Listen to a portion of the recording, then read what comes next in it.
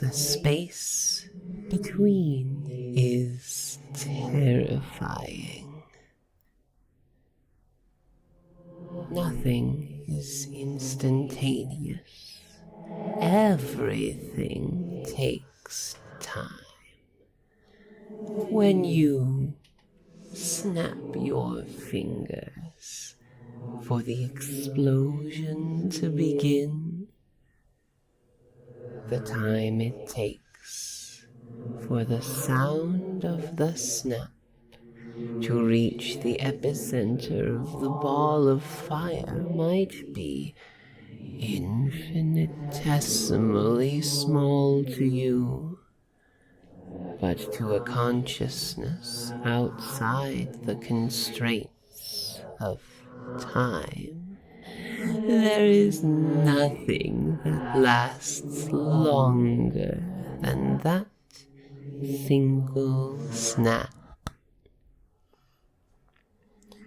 Do you know why you feel momentarily disoriented when you stumble out of the inky fog of a misty step, or get lightheaded when you walk out of a teleportation circle?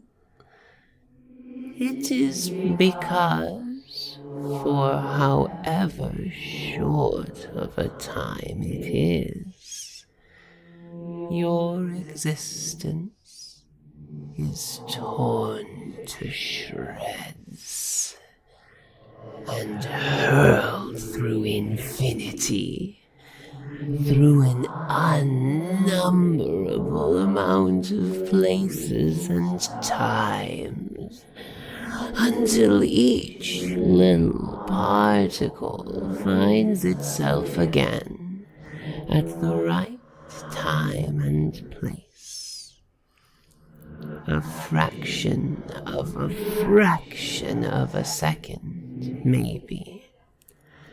But that trauma lingers in every cell of your body, just long enough to understand that something has happened to it. I stayed there. When your imbecile professor plucked every cell, every screed of matter from my existence, and hurled them into the infinite directions of the astral chaos, he thought he was rid of me.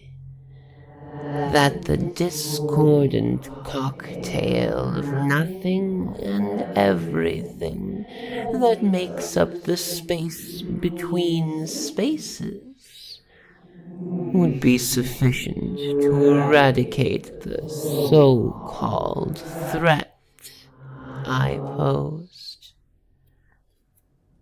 But I remained. Even the smallest, most inscrutable particle of me retained something. Hatred.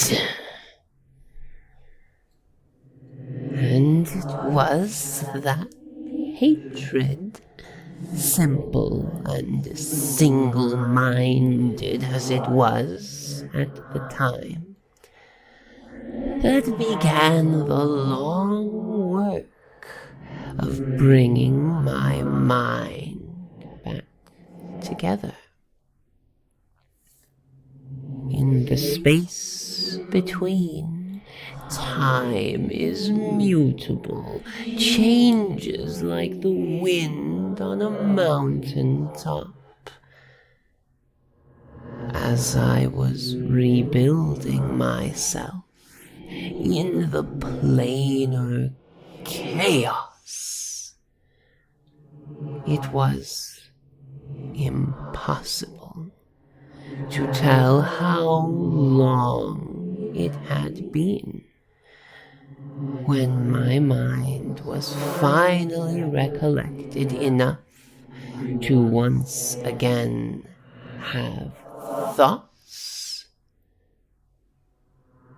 I was forced to come to awareness of the imprecision of time's flow there.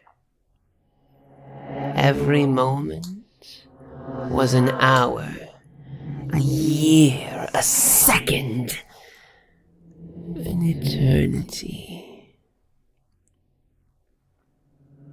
But I remained, and through it all, the single, imprecise, messy, illogical emotion that fueled my reform was hatred. And then, one day, or year, or blink of an eye,